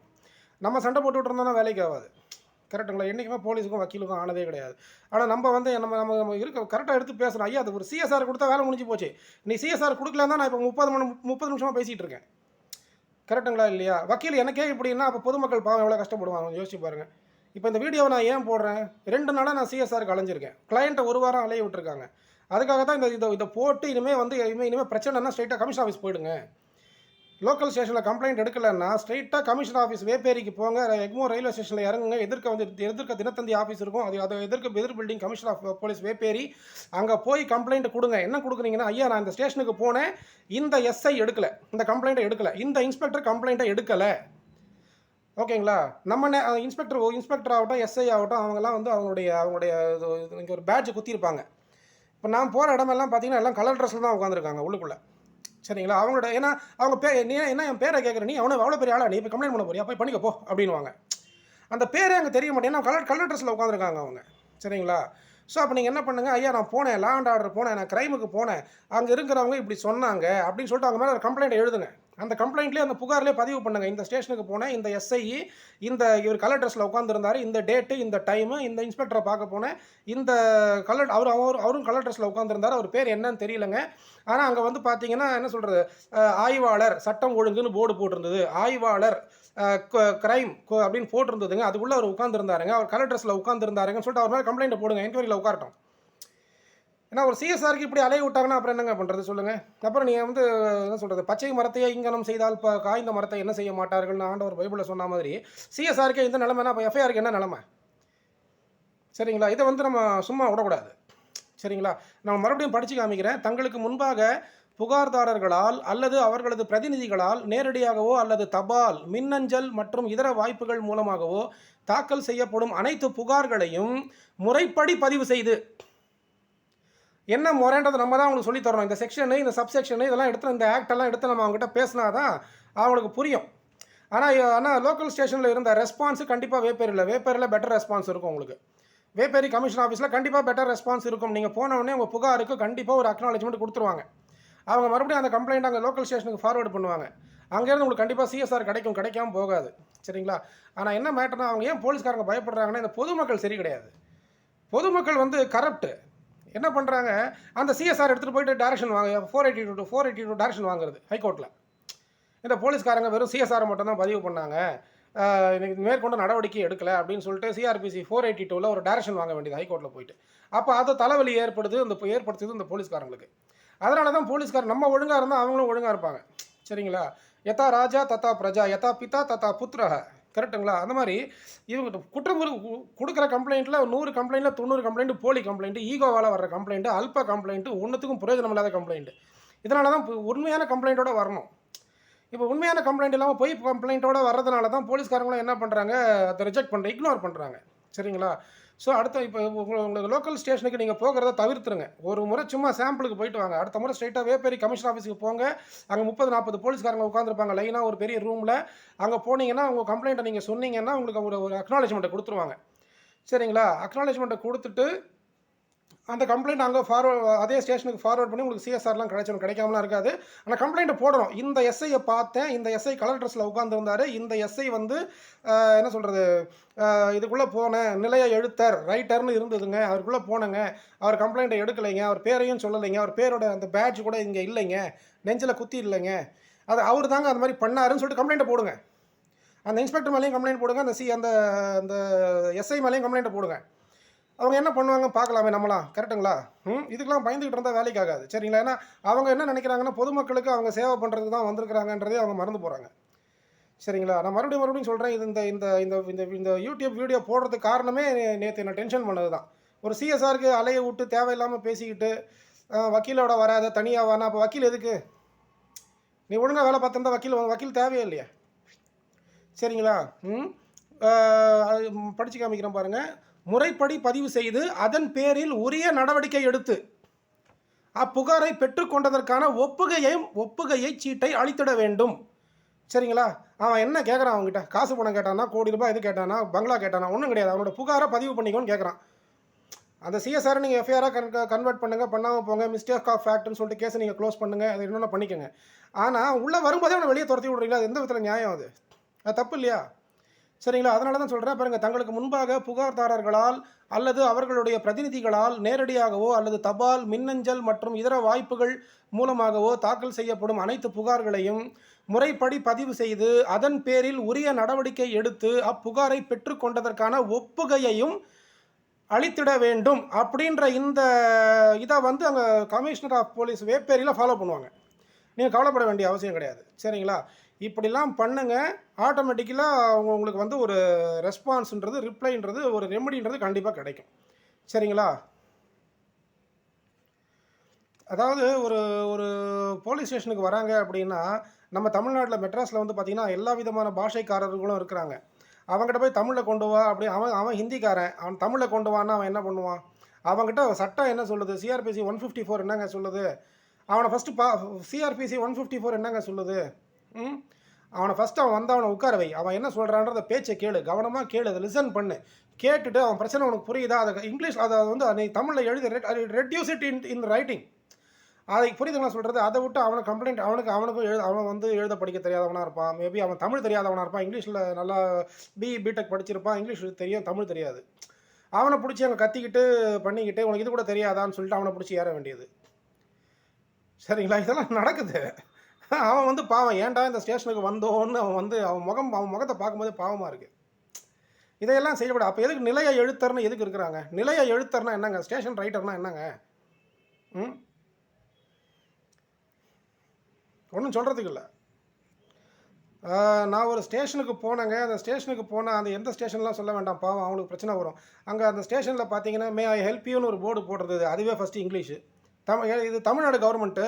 தமிழ்ல எழுதி மனுவ தமிழ்ல எழுதி கொண்டு வா அப்படின்னா, அப்ப எதுக்கு மே ஐ ஹெல்ப் யூன்னு அங்க போர்டு இங்கிலீஷ்ல போட்டு வச்சிருக்கிறீங்க? அப்ப அந்த போர்ட தூக்குங்க. சரிங்களா? போடுறது இங்கிலீஷ்ல போட வேண்டியது. ம்.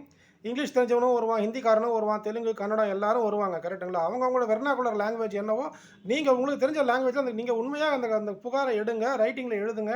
அவன்ட்ட கையெழுத்து வாங்குங்க, அவனுக்கு படிச்சு காட்டுங்க. அந்த சிஎஸ்ஆர் அவனுக்கு குடுத்துட்டு போங்க. சிஎஸ்ஆர் குடுக்கறதுக்கே இந்த நிலைமை. நான் எதுக்கு சொல்றேன்னா, ஒரு ஸ்டேஷனுக்கு போயிருக்கிறேன். போனாக்கா நம்ம அங்க அங்க அந்த கான்ஸ்டபிள் பொண்ணு ஒண்ணு உட்கார்ந்திருக்கு. அதுகிட்ட போய் உட்கார்ந்து, "எம்மா நான் இன்ஸ்பெக்டர பார்க்கணும்." இல்லங்க இன்ஸ்பெக்டர் பந்தோபஸ்து போயிருக்கிறாரு." "சரிம்மா எஸ்ஐய பார்க்கணும்." எஸ்ஐ இப்பதாங்க சாப்பிட போனாரு." ஸ்டேஷனே காலியா இருக்கு. ஸ்டேஷன்ல யாரும் இல்ல. சரி எல்லாரும் அவங்க வேலைக்கு போயிட்டாங்க. அங்கங்க ஆர்ப்பாட்டம் நடக்கும், மறியல் நடக்கும். அங்க பந்தோபஸ்துக்கு அவங்க போயிட்டாங்க. சரிம்மா என் விசிட்டிங் கார்ட குடுத்தேன். "சார் விசிட்டிங் கார்ட்லாம் வாங்கக்கூடாது சார்" அப்படின்னுது. என்ன பண்றதுன்னே தெரியல எனக்கு. "ஏம்மா நான் அட்வொகேட்டு என்னோட விசிட்டிங் கார்ட குடுக்குறேன். வாங்கி வச்சுக்கங்கம்மா. உங்க ஓகேவா? நான் எத்தனை மணிக்கு வரணும் சார்?" "ஒரு 6 மணி 7 மணிக்கா சாயந்தரம் வாங்க சார்" அப்படின்னாங்க. சரிங்க, ஓகேங்க. எல்&ஓ இன்ஸ்பெக்டரும் இல்ல, எல்&ஓ எஸ்ஐயும் இல்ல, கிரைம் எல்&ஓ கிரைம் இன்ஸ்பெக்டரும் இல்ல, கிரைம் எஸ்ஐயும் இல்ல. சரி அப்புறம் வந்து பார்க்கலாம். ஏன்னா அவங்களுக்கும் போலீஸ்காரங்களுக்கும் நிறைய ஒர்க் இருக்கும் பாவம். ஓகேங்க, நம்ம அவங்கள குறை சொல்ல முடியாது. எல்லா இடத்துலயும் நல்லவங்களும் இருக்காங்க, கெட்டவங்களும் இருக்காங்க. சில பேருக்கு அந்த வேலையை தான் என்ன செய்கிறோன்னே அவங்களுக்கு தெரிய மாட்டேங்குது. அந்த பொண்ணுகிட்ட அந்த பொண்ணு சொல்லுது, "விஷயத்தை நான் க்ளீனாக எக்ஸ்பிளைன் பண்ணுறேன். அம்மா இதுதான் விஷயம்." விஷயத்தை எக்ஸ்பிளைன் பண்ண உடனே அந்த பொண்ணுக்கு வேறு பிரித்து பார்க்க தெரியணும். இது லா அண்ட் ஆர்டரில் போகுமா, இது கிரைமில் போகுமா, இது டிராஃபிக்கில் போகுமான்னு சொல்லிட்டு. சரி அந்த பொண்ணுக்கு தெரியல. நம்ம அம்மா இது வந்து ஒரு ஒரு ஒரு பொருள் வந்து திருடப்பட்டிருக்கு. இந்த இந்த பொருள் சம்மந்தமாக இது சம்மந்தமாக கம்ப்ளைண்ட் கொடுக்கணும் அப்படின்னா, அது இது வந்து கிரைமில் வரும். அது வந்து எல்&ஓவில் போய் சொல்லுது. "சார் எல்&ஓ இன்ஸ்பெக்டர் இல்லைங்க சார்" அப்படின்னுது. "ஏம்மா இது கிரைம்மா." ஆமாம் சார். Sorry sir. நான் வந்து என்ன பண்ணிட்டேன், தெரியாத்தனமா போய் எல்&ஓ கிட்ட சொல்லிட்டேன் சார்" அப்படின்னுது. அது அது வர்ற கம்ப்ளைண்ட் புகார்தாரர் என்ன சொல்றாருன்னு கேட்கக்கூடிய அந்த லிசனிங் மைண்ட் செட்டே கிடையாது. ம். அது கிரைமா எல்&ஓவான்னு கூட அதுங்க வேறு பிரித்து பார்க்க தெரியல. முதல்ல வந்து ஐபிசி புக்கையும், சிஆர்பிசி புக்கையும் ஒவ்வொரு போலீஸ்காரங்ககிட்டயும் குடுத்து அவங்கள படிக்க வைங்க. இல்ல மேலதிகாரிகள் அவங்கள கைட் பண்ணுங்க. அவங்க அங்க மே ஐ ஹெல்ப் யூன்னு போர்ட போட்டு வச்சுக்கிட்டு வரவேற்பு அறைன்னு இருக்குது. அங்க அது அவங்களுக்கு யார எங்க டெப்யூட் பண்ணணும்னே தெரியாம உட்கார்ந்துருக்காங்க. தப்பா டெப்யூட் பண்ணி ஒரு நாள் வேஸ்ட்டா போச்சு. சரிங்களா? எனக்கு இல்ல, அந்த கம்ப்ளைண்ட்டுக்கு புகார்தாரருக்கு சொல்றேன். புகார்தாரர் வந்து பொருள் காணோம்னு போய் கம்ப்ளைண்ட் குடுத்தா, அந்த பொருள் காணோன்றதுக்கு கிரைம போய் பார்க்கணும். அவங்க எல்&ஓக்கு அனுப்பிச்சு விட்டுருக்காங்க. அந்த எல்&ஓ எஸ்ஐ சொல்றாரு, "இது எனக்கு வராது, கிரைமுக்கு போங்கன்றாரு." இப்ப டெப்யூட் பண்ணது யாரு? அந்த போலீஸ் கான்ஸ்டபிள். அங்க அங்க இருக்கிற அந்த பொண்ணு. அந்த பொண்ணுக்கு தெரியல. எங்க டெப்யூட் பண்ணணும்னே தெரியல. பாருங்க ஸ்டேஷன் எப்படி இருக்கு பாருங்க. எந்த லெவல்ல நாலேஜ்ல இருக்கிறாங்க பாருங்க. முதல்ல ஐபிசி, சிஆர்பிசி புக் அவங்க கிட்ட குடுத்து அவங்க படிக்கணும் ஃபர்ஸ்ட்டு அத. அதுக்கப்புறம் இன்னொன்னு அந்த எஸ்ஐ, இன்ஸ்பெக்டர், ஏசி அவங்களோட செல் நம்பர் அங்க போர்டுல டிஸ்ப்ளே வைக்கணும். அவங்க மாறிட்டாங்கன்னா அந்த பேரை முதல்ல தூக்கிடணும். அதெல்லாம் இல்லாம சும்மா நானும் வந்தேன், வேலைக்கு வந்து உட்கார்ந்தேன், ட்ரெஸ் மாட்டினேன், 8 மணி நேரம் டியூட்டி முடிஞ்ச உடனே போனேன்னா, இது பப்ளிக் சர்வீஸ். பப்ளிக் வந்து பாவம் மனசு கஷ்டப்படுவாங்க. சரிங்களா? வருத்தப்படுவாங்க, வேதனைப்பட்டு கடைசியில அவங்க எங்ககிட்ட வராங்க. எங்ககிட்ட வந்தா எங்களையும் வந்து ஸ்டேஷனுக்கு வராத, தனியா வா. என்ன சொல்றது இதெல்லாம்? அதாவது இப்போ நான் சொன்ன முறைகள்லாம் இருக்குது பார்த்தீங்களா? இந்த 100க்கு ஃபோன் பண்ணி ரெஃபரன்ஸ் நம்பர் வாங்குறது, லோக்கல் ஸ்டேஷனில் போய் ஒரு முறை பார்க்குறது, அப்புறம் சிஎம் செல்லில் கம்ப்ளைண்ட் போடுறது, அதுக்கப்புறம் தமிழ்நாடு போலீஸ் வெப்சைட்டில் கம்ப்ளைண்ட் லாட்ஜ் பண்ணுறது, ரெஃபரன்ஸ் நம்பர் வாங்குறது, இதெல்லாம் செஞ்சுட்டாக்கா உடனே உங்களுடைய வேலைகள் நடந்துரும். நீங்கள் சாட்டிஸ்ஃபை ஆகிடுவீங்க. உங்களுக்கு சட்டப்படி கிடைக்க வேண்டிய ரெமெடி கிடைச்சிரும் அப்படின்லாம் நீங்கள் நினைக்காதீங்க. அதாவது சட்டத்துக்கு உண்டான டியூ ப்ராசஸ் இருக்குது. அந்த ப்ராசஸ் வழியாக போய் தான் உங்களுக்கு அந்த ரெமெடின்றதே கிடைக்கும். இதெல்லாம் வந்து இருக்கிற முறைகளை நான் உங்களுக்கு சொல்கிறேன். சரிங்களா? வேறு ஒன்றும் கிடையாது. உங்களுடைய மேட்டர் ரொம்ப சீரியஸாக இருக்குது வைங்களேன், நீங்கள் என்ன பண்ணணும், உங்களுடைய ஏரியா உங்கள் கலெக்டர் யார், உங்களோட மாவட்ட கலெக்டர் யாரோ அந்த கலெக்டருக்கு ஒரு ஆர்பிஐடி அனுப்பணும், ரெஜிஸ்டர்டு போஸ்ட் அனுப்பணும். ரொம்ப உங்கள் மேட்டர் ரொம்ப சீரியஸாக இருக்கா, அப்படி சீரியஸாக இருக்குது அப்படின்னா Tamil Nadu Madras high court Madras high court chief ஜஸ்டிஸுக்கு ஒரு இது ஆர்பிஐடி அனுப்பிச்சி விடுங்க. இதெல்லாம் முறைங்க. ஓகேங்களா? அவங்க அதாவது இது என்னோட ஜூரிஸ்டிக்ஷன் கிடையாது சார். ஒரு புகார்தாரர் வந்து எங்கே வேணால் புகார் கொடுக்கலாங்க. அந்த புகாரை பெற்றுக்கொண்டு அவங்க கன்சர்ன்டு போலீஸ் ஸ்டேஷனுக்கு அதை வந்து ஃபார்வேர்டு பண்ணணுங்க. இதுதாங்க முறை. சரிங்களா? அதை விட்டுட்டு அவங்க சொல்கிறது கரெக்டு தான், நீ அங்கே போய் கரெக்டாக கம்ப்ளைண்ட் கொடுப்பா, அது கரெக்டு தான், இல்லைன்னு சொல்லலை. அவங்க எடுத்த உடனே டிசப்பாயிண்ட் ஆகுறாங்க. அவங்களுக்கு வந்து இவங்க ஒழுங்காக அவங்க முறைப்படி கரெக்டாக பதில் சொல்ல மாட்டேங்கிறாங்க. பொருள் எங்கே தொலைஞ்சுதோ அங்கே போய் கம்ப்ளைண்ட் கொடு. அதாவது அந்த அந்த ரீசனை சொல்லி அவங்களுக்கு எக்ஸ்பிளைன் பண்ணால் தான் அவங்களுக்கு புரியும். அந்த ரீசனை சொல்லி எக்ஸ்பிளைன் பண்ணுற அளவுக்கு இவங்களுக்கு மனசு கிடையாது. அவன் அப்படியே கண்ணை கட்டி காட்டில் விட்டா மாதிரி வந்து நின்று கடைசியில் வக்கீல்கிட்ட வந்து நம்மகிட்ட வந்து நிற்கிறான். சரிங்களா? இதுக்கு இந்த எக்ஸாம்பிள் நான் சொல்கிறேன் அப்படின்னா, இதுக்கு நான் எக்ஸாம்பிள் சொல்கிறேன். ஒரு மாதிரி நான் ஸ்டேஷன் போயிருந்தேங்க. அந்த ஸ்டேஷன் போகும்போது அங்கே ஒரு அம்மா, அவங்க வந்து லேண்ட்லார்டு அவங்க, ஓகேங்களா. அவங்க ஒரு வீட்டை வாடகைக்கு விட்டுருக்காங்க. அந்த வீட்டுக்கு அவன் வந்து வாடகையும் தர மாட்டேங்கிறான், வீட்டையும் காலி பண்ண மாட்டேங்கிறான், அட்வான்ஸையும் தர மாட்டேங்கிறான், பிரச்சனை பண்ணிட்டு உட்காந்துருக்கான். நான் அங்கே ஸ்டேஷனில் கம்ப்ளைண்ட் கொடுக்கறதுக்காக போகிறேன், என்னோடய கிளையண்ட்டோட நான் போகிறேன். அந்த அம்மா லப லப லப லபன்னு கத்திக்கிட்டே இருக்குது, தாங்க முடியல, அது கத்துற கத்து, ஓகேங்களா. ஸ்டேஷன் வாசலில் நின்றுக்கிட்டு அங்கே ஒரு போலீஸ் கான்ஸ்டபிள், மேல் கான்ஸ்டபிள், ஆண் காவலர் வந்து அங்கே உட்காந்துருக்காரு, டேபிள் சேர் போட்டு உட்காந்துருக்காரு. நீ என்ன வேணால் கத்து, நீ கத்திக்கிட்டே இரு, நீயே கத்திக்கிட்டதுக்கப்புறம் உனக்கே வந்து தொண்டை வலிச்சு நீ பாட்டு போயிடுவேன்னு கம்முன்னு விட்டுட்டாரு. சரிங்களா. மேட்டர் இதுதான். இது ரெண்டல் டிஸ்பியூட். ரெண்டல் டிஸ்பியூட்டில் போலீஸ் தலையிட முடியாது, ஓகேங்களா. அது போலீஸ்காரங்களுக்கு தெரியும், ஆனால் இந்த அம்மாவுக்கு தெரியுமா? அந்த அம்மா ஒரு வீடை கட்டி வாடகைக்கு விட்டுருக்குது, வாடகையும் தர மாட்டேங்கிறான், வீட்டையும் காலி பண்ண மாட்டேங்கிறான், அட்வான்ஸையும் என்ன சொல்கிறது, அந்த அந்த பிரச்சனை இருக்குது அவங்களுக்கு. அப்போ வந்து இதில் போலீஸ் தலையிடமா, இங்கே வாங்கம்மா, போலீஸ் தலையிடாதுமா இந்த விஷயத்தில், நீங்கள் வந்து வக்கீலை வச்சு நோட்டீஸ் அனுப்புங்க, இது RCOP RLTOP கேஸ் இது அப்படின்னு சொல்லிட்டு அந்த போலீஸ்காரரும் சொல்லணும். அவர் பாட்டு கம்முன்னு அப்படியே பிள்ளையார் மாதிரி உட்காந்துருக்கிறாரு. அது கத்தில் எனக்கு அப்படியே மைண்டு டென்ஷன் ஆகி போய் நான் அந்த அம்மா கூப்பிட்டேன், ஏம்மா இங்கே வாமா, தயவு செஞ்சு வாமா, ஏம்மா என்னம்மா கத்துற, என்ன பிரச்சனைன்னா, சார் இந்த மாதிரி சார் வீட்டை வாடகைக்கு விட்டேன் சார், எனக்கு வந்து வீட்டை காலி பண்ண மாட்டேங்கிறான் சார், எனக்கு வந்து என்ன சொல்கிறது, வாடகையும் தர மாட்டேங்கிறான் சார், நான் போலீஸில் கம்ப்ளைண்ட் கொடுத்தா எடுக்க மாட்டேங்கிறாங்க சார், பாருங்கள் சார் எப்படி உட்காந்துருக்காங்க பாருங்கள் சார்னா, அந்த போலீஸ்காரர் இதான் இப்போ நான் சொன்னேன் பார்த்தீங்களா, அந்த L&Oக்கு டெப்யூட் பண்ணணுமா, க்ரைமுக்கு டெப்யூட் பண்ணணுமானே அந்த பொண்ணுக்கு தெரியல. அதே மாதிரி தான் இந்த ஆண் காவலர் என்ன பண்ணுறாரு, இது நான் அவருக்கு வந்து இது என்ன பண்ணணும்னு தெரியல, அது பாட்டு கத்துது, இவர் பாட்டு கம்முன்னு உட்காந்துருக்கிறாரு. அந்த பொம்பளையை கூப்பிட்டு, அம்மா இங்கே வா, இது RCOP rent control original petition, RLTOP, ஓகேவா, இது வந்து ரெண்டல் டிஸ்பியூட், இதெல்லாம் போலீஸ் ஸ்டேஷனில் தீர்த்து வைக்கக்கூடிய சமாச்சாரம் கிடையாது, இதுக்கு நீ வக்கீலை வச்சு நோட்டீஸ் அனுப்பணும், RLTOP கேஸை போடணுமா, RCOP போடணும், புரியுதா சொல்கிறது, ஒவ்வொரு படிநிலை இருக்குது, அது இப்படி தான் சட்டம் முறைப்படி தான் நீ அவனை எவிக்ட் பண்ண முடியும் அப்படின்னு சொன்னோன்னே, அப்படியா சார், இதை அவங்க சொல்லியிருந்தா நான் பாட்டு கம்முன்னு போயிருப்பேனே சார், அதை அவங்க சொல்லலைன்னு தானே நான் கத்திக்கிட்டு உட்காந்துருக்கேன். அப்போ பொதுமக்களுக்கு ஒரு பிரச்சனைன்னா அந்த பிரச்சனையை வந்து என்ன ஏதுன்னு கூட்டு விசாரிக்கிறதுக்கு மனசு கிடையாது, லிசனிங் மைண்ட் செட்டு கிடையாது. இப்படியே இப்படி இருந்தால் என்ன அர்த்தம்? இது எப்போ மாறப்போகுதுன்னு எனக்கு தெரியல. அவன் என்ன பிரச்சனைன்னு கூட கேட்கறதுக்கு கூட இல்லைன்னா, கேட்கறதுக்கு கூட மனசு இல்லைன்னா அப்புறம் எதுக்கு அந்த யூனிஃபார்ம் போட்டு அந்த சீட்டில் உட்கார்றது? இதெல்லாம் தப்பு. இதெல்லாம் வந்து மாறணும்னு நான் நினைக்கிறேன். மாறணும். இறைவன் விட்ட வழி, வேறு ஒன்றும் சொல்கிறதுக்கு இல்லை. கடவுளுக்கே வெளிச்சம். எல்லாருமே வந்து ஒரு நாள் மக்ஷர் மைதானத்தில் நமக்கு எல்லாருக்கும் கேள்வி கணக்குன்றது உண்டு. இறைவன் முன்னாடி நம்ம நிற்போம். அன்னைக்கு தெரியும் யார் தப்பு யார் ரைட்டுன்னு தெரியும். அன்றைக்கி யாருக்கு நிரந்தர நரகம் யாருக்கு நிரந்தர சொர்க்கம்ன்றது அன்றைக்கி தெரியும். அவங்க கடமையை கரெக்டாக செய்யணும். செய்யாத பட்சத்தில் அதுக்கு உண்டான தண்டனைகளை கடவுளே கொடுப்பார். அப்போ வந்து அப்பவும் வந்து நான் எத்தனை போலீஸ்காரங்களுடைய கேஸை நாங்கள் நடத்திட்டு இருக்கோம் தெரியுமா? எத்தனை போலீஸ்காரங்களுடைய கேஸ் எங்ககிட்ட வருது தெரியுமா? என்னைக்காச்சும் எத்தனை போலீஸ்காரங்களுக்கு வேலை பண்ணி கொடுத்துருக்கோம் தெரியுமா? நாங்கள் இங்கே யாருக்குமே நாங்கள் இல்லைன்னு சொன்னதில்லை. எங்களுடைய ஆஃபீஸ் கதவை என்றைக்குமே திறந்துருக்கும். ஒரு நாளைக்கு 12 மணி நேரம் ஆஃபீஸ் கதவை திறந்து வச்சுட்டு ஒவ்வொருத்தருடைய பிரச்சனைகளையும் கேட்டு அதுக்குண்டான சட்ட தீர்வுகளை கொடுத்துட்டு தான் இருக்கிறோம், அதே போலீஸ்காரங்களுக்கு. ஆனால் ஏன் அவங்க இப்படி பண்ணுறாங்கன்னு தெரிய மாட்டேங்குது. இப்போ மக்களுக்கும் ஒழுங்காக பதில் சொல்ல மாட்டேங்கிறாங்க. CSR கொடுக்குறதுல என்ன சார் வரப்போகுது? சார் நான் இப்போ உங்களுக்கு எடுத்து காமிச்சாச்சு. அந்த தமிழ்நாடு போலீஸ் இது இருக்கு இல்லையா, அது பேர் என்ன இருக்கு, நானும் மறந்துட்டேன் பாருங்கள், அது எனக்கும் மறதி ஆகுது. தமிழ்நாடு போலீஸ் பில்லு 2008 தமிழ்நாடு, அதுக்கு பேர் இன்னொரு பேர் தமிழ்நாடு போலீஸ் ஆக்ட் 2008. இதில் போனீங்கன்னா Chapter 5 functions duties and responsibilities of போலீஸ்னு வரும். Section 32 பாருங்கள், சரிங்களா. அது Section 32ல் F இருக்குது. F ஓகேவா, to accurately register all complaints brought to them by the complainants or through their representatives in person or received by அது படிச்சுக்கோங்க. இதன் பிரகாரம் போலீஸ்காரங்க வேலை செய்யணும். எந்த ஒரு புகாரை கொடுத்தாலும் அந்த புகாரை பதிவு செஞ்சு CSR கொடுக்க வேண்டியது போலீஸ்காரங்களுடைய பொறுப்பும் கடமையும். இதை செய்ய தவறாதீங்க. அப்படி அவங்க செய்ய தவறும் பட்சத்தில் பொதுமக்கள் நீங்கள் சும்மா இருக்காதீங்க. ஸ்ட்ரைட்டாக வேப்பேரி கமிஷனர் ஆஃபீஸில் போய் அவங்க மேலே கம்ப்ளைண்ட்டை போடுங்க. உங்கள் கம்ப்ளைண்ட்டையும் போடுங்க. ஐயா நான் இந்த கம்ப்ளைண்ட்டுக்காக தான் வந்தேன், இந்த கம்ப்ளைண்ட்டுக்காக வந்து இப்போ இந்த 2 பேர் மேலே கம்ப்ளைண்ட் கொடுக்குறேன்னு சொல்லிட்டு அவங்க 2 பேர் மேலேயும் கம்ப்ளைண்ட்டை கொடுத்துட்டு உங்கள் CSR வாங்கிட்டு போங்க. நீங்கள் வேப்பேரி கமிஷனர் ஆஃபீஸ் பண்ணிங்கன்னா வேலை நடந்துடும்.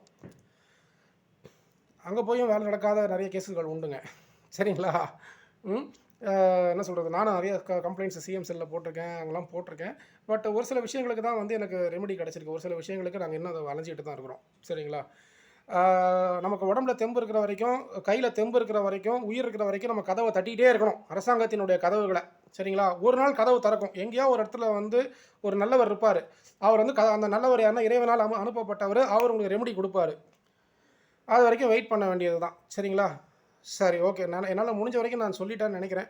வேறு எதாவது தேவைன்னா நீங்கள் கால் பண்ணுங்கள். கால் பண்ணால் வந்து நீங்கள் ஆஃபீஸ்க்கு வந்தால் தான் பதில் சொல்ல முடியும். எல்லாத்தையும் டெலிஃபோனில் பேச முடியும். இதெல்லாம் வந்து நம்ம ஃப்ரீ ஆஃப் காஸ்ட் நம்ம மக்களுக்கு கொடுக்குறது இன்ஃபர்மேஷனை. இதுக்கு மேலே கொடுக்க முடியாது. நான் இப்போயே மணி 45 நிமிஷம் ஆகிப்போச்சு. சரிங்களா? சரி, ஓகே. அதாவது என்னோடய கிளையண்ட்டுக்கு ஏற்பட்ட நிலமை, எனக்கு ஏற்பட்ட நிலமை வேறு யாருக்கும் ஏற்படக்கூடாது. இதெல்லாம் தெரிஞ்சு வச்சுக்கோங்க.